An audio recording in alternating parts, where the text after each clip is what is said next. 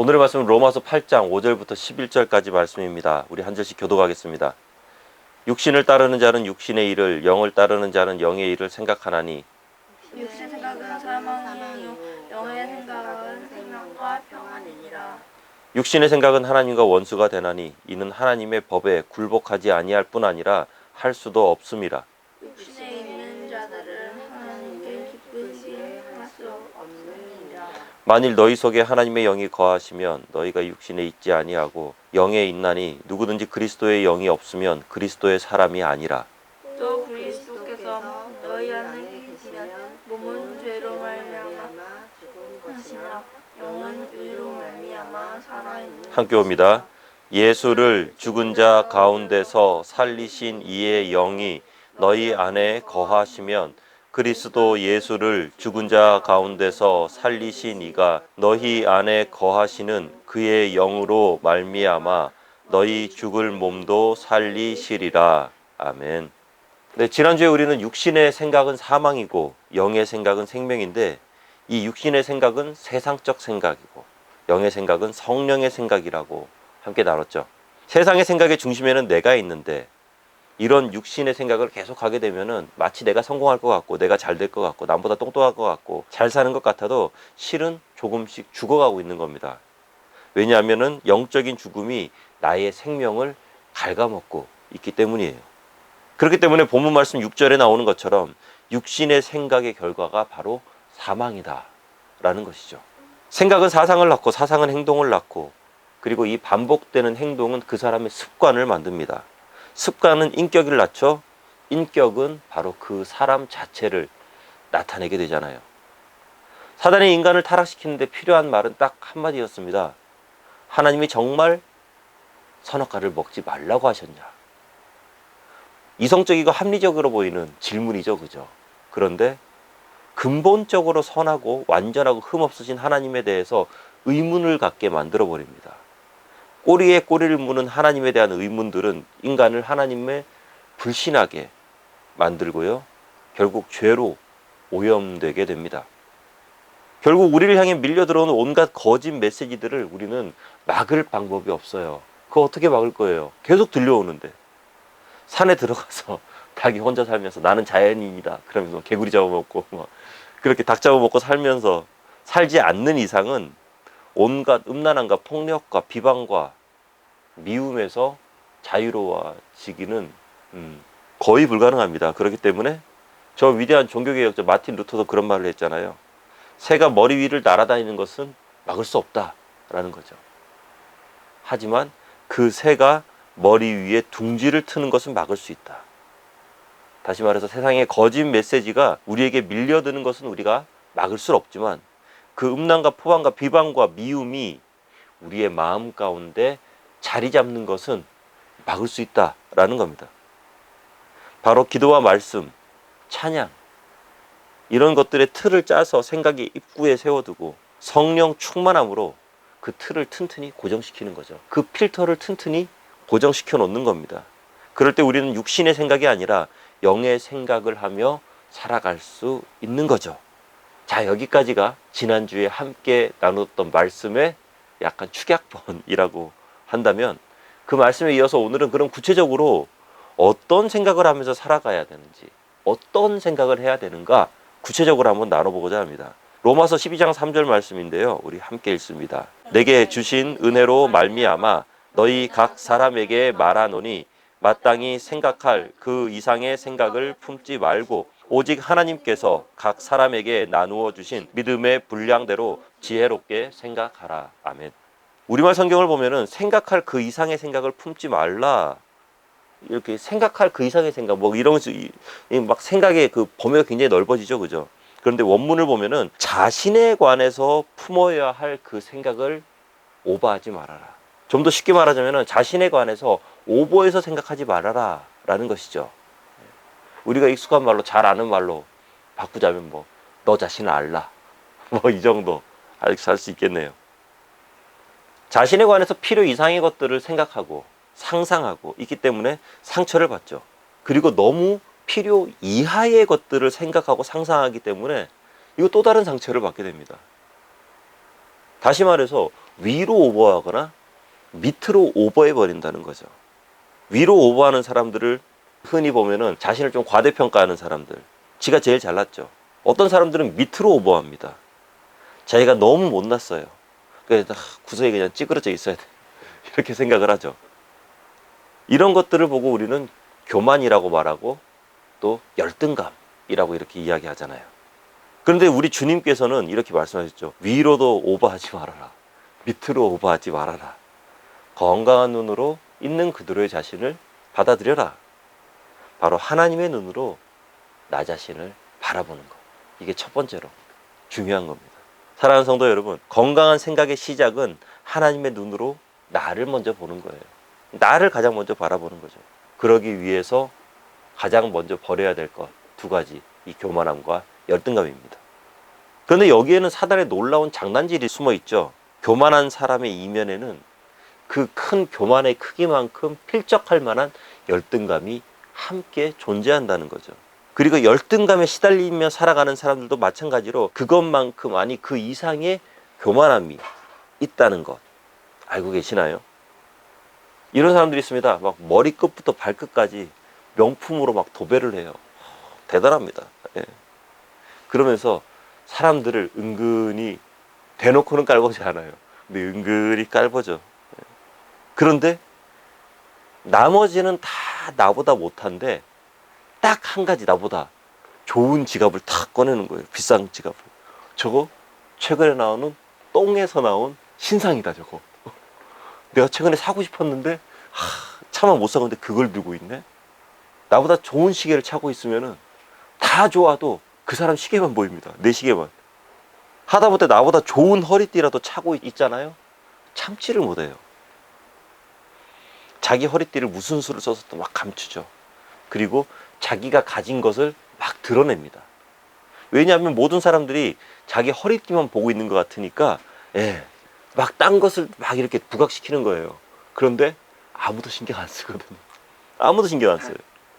그렇기 때문에 이 교만과 열등감은 마치 추와도 같다라고 표현을 하죠. 어느 한쪽으로 고정되어 있는 것이 아니라 왔다 갔다, 이게 반복이 됩니다. 그리고 그 힘은 한 사람의 인생을 송두리째 흔들어 놔요.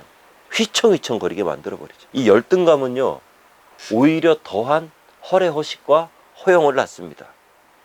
하지만 여전히 채워지지 않는 빈자리는 남들이 자신을 무시할 것이다, 도저히 채워지지 않는 부분들이 분명히 있거든요. 이 부분은 내가 무시를 당하고 있는 것이다 라고 이렇게 결론을 내려버리죠. 아무도 신경 쓰지 않는데 다른 사람들의 시선을 혼자 의식하고 있어요. 나만 그 시선에 막 힘들어요. 그렇기 때문에 별 의미 없이 던진 말 한마디에도 상처를 받습니다. 더 놀라운 것은 다른 사람에게 던진 말도 얼른 주워와서 막 자기 상처로 만들어요. 막 그것으로 어렵다 그럽니다. 그리고 다른 사람들의 실수를 확대 해석해버리고 상대적으로 자신의 어둡고 부끄러운 면을 감추고 싶어 하죠. 예를 들자면 뭐 이런 겁니다. 누군가가 약속에 늦게 왔어요. 늦을 수도 있죠. 실수할 수도 있는데 이렇게 생각해 버립니다. 내가 돈이 없어서 내가 무시당하는 거야. 아니면 내가 못생겨서 무시당하는 거야.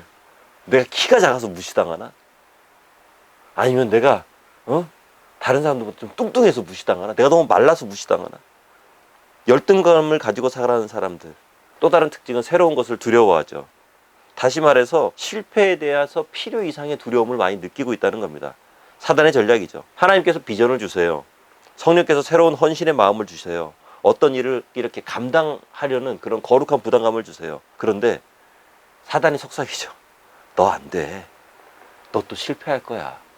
너 이렇게 막 이런 것도 하는데 너 그거 해서 되겠어? 안 돼. 사단이 그런 생각을 자꾸 일으켜요. 그러면서 성령께서 부어주시는 선한 동기부여의 삶에서 스스로를 지워버리도록 만들어버립니다. 그렇기 때문에 우리는 성령의 생각을 하며 살아가야 된다는 거죠. 성령의 생각을 한다는 것, 이것은 하나님의 눈으로 자신을 바라보는 것이다 라는 거죠. 하나님께서는 우리를 어떻게 보실까요? 에베소 2장 10절 말씀인데 우리 함께 읽습니다. 우리는 그가 만드신 바라 그리스도 예수 안에서 선한 일을 위하여 지으심을 받은 자니 이 일은 하나님이 전에 예비하사 우리로 그 가운데서 행하게 하려 하심이니라. 아멘. 기가 막힌 말씀이잖아요. 우리는 그가 만드신 바라. 어린 아이들 찬양에 이런 찬양이 있습니다. 굉장히 좋아하는 찬양입니다. 나는 걸작품, 하나님의 최고의 작품, 너도 걸작품, 하나님의 최고의 작품. 우리는 하나님께서 만드신 최고의 자기이고, 최고의 하나님의 시이고, 최고의 하나님의 포도나무 가지들이에요.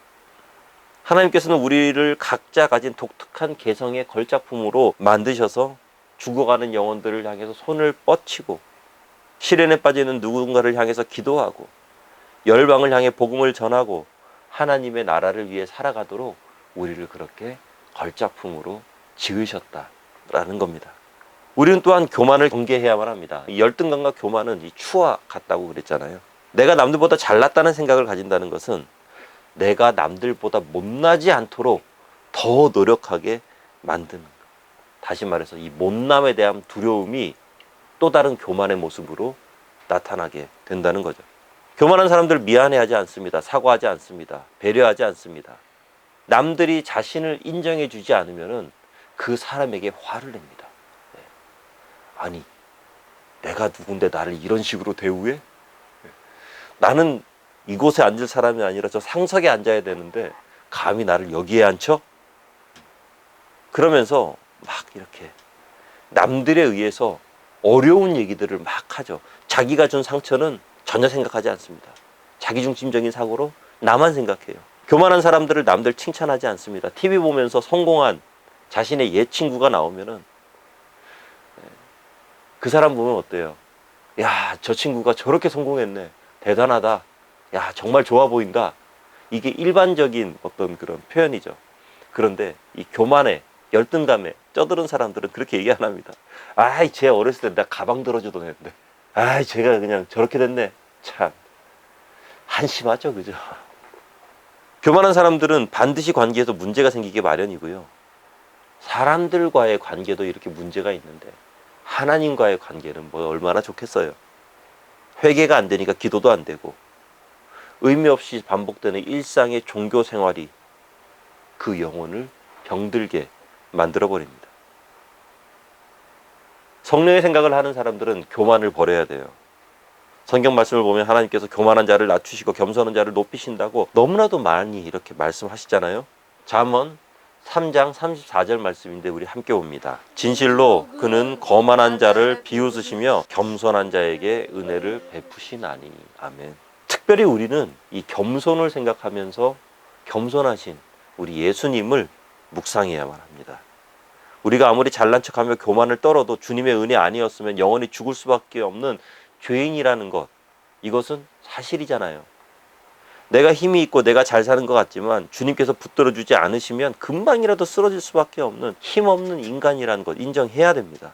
나의 나됨은 하나님의 은혜로부터 시작된 것이고, 나를 위해 기도하는 주변의 형제 자매, 나의 부모와 가족들, 믿음의 동료들이 있다는 것, 그리고 그것들로 붙어였다라는 것 인정해야만 합니다. 그래야만 우리의 생각이 성령의 생각으로 바뀌기 시작하는 거예요. 거기서부터 시작하는 거예요. 겸손함으로부터요. 이렇게 하나님의 눈으로 나를 바라보게 될 때 우리는 우리의 이웃을 하나님의 눈으로 바라볼 수 있게 됩니다. 나를 먼저 하나님의 눈으로 봐야 돼요. 나를 먼저 성령의 도우심으로 딱 붙잡도록 만들어야 돼요.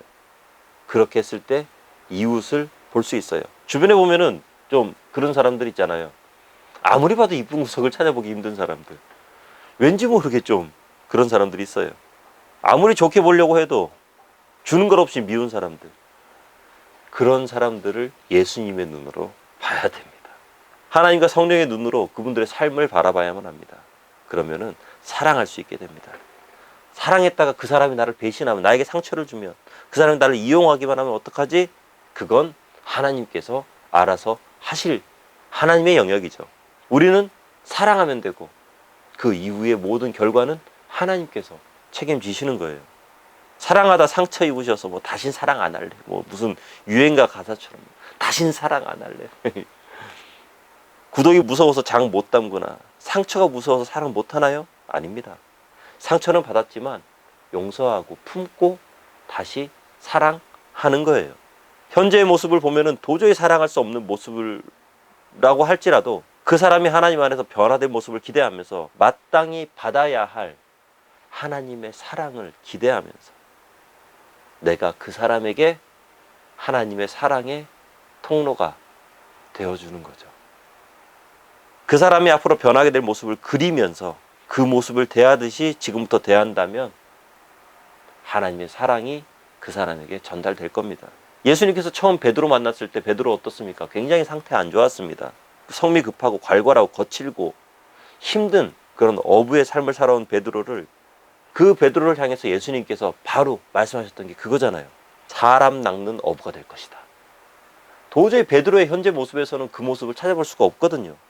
그리고 불과 3년이 지난 후에 베드로는 예루살렘에서 설교 한 번으로 3,000명, 설교 한 번으로 5,000명을 회심시키는 그런 놀라운 진짜로 사람 낚는 어부가 됩니다. 혹시 여러분을 힘들게 하는 주변에 누군가가 있다면 선포해 주세요. 지금 당장은 무슨 변화가 일어나지 않을지라도, 혹시 그 관계가 틀어진 채로 헤어진다고 할지라도 내가 뿌린 말의 씨앗은 분명히 주님께서 선한 영향으로 그 사람의 삶 가운데 꽃 피우게 만들어 줄 겁니다. 그리고 내가 뿌린 선한 씨앗이 만약에 그 사람에게 담겨지지 않잖아요. 그러면은 그 말은 부메랑처럼 돌아서 나에게 올 거예요. 특히 주변에 아이들, 자녀들, 특히 사춘기에 접어든 자녀들을 두고 있는 우리 부모님들, 뭐 이런 애들이 있습니다. 공부도 못하고 도저히 미래가 보이지 않는 그런 친구들이 있습니다. 그런 친구들 보면은 도저히 장점이라고 찾아볼 수는 없는, 얘를 도대체 뭘로 칭찬을 해줄까? 그러면은 그냥 이렇게 칭찬해 주세요. 하나님께서 너로 인해서 영광 받으실 때가 분명히 올 것이다 라고요.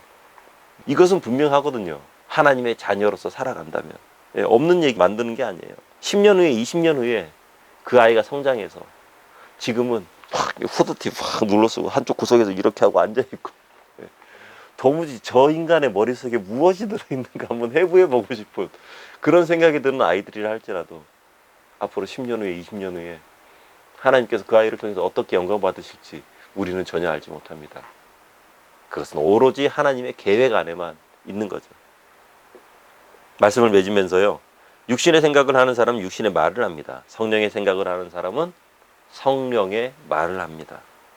성령님이 여러분의 생각을 완전히 장악하시도록, 성령님이 여러분들의 머릿속을 완전히 장악하시도록 자리를 내어드리시기 바랍니다. 성령께서 여러분의 전 인격을 장악하시도록 그 성령께 온전히 순종하시기 바랍니다. 사단 마귀에게 틈을 주지 마시기 바랍니다.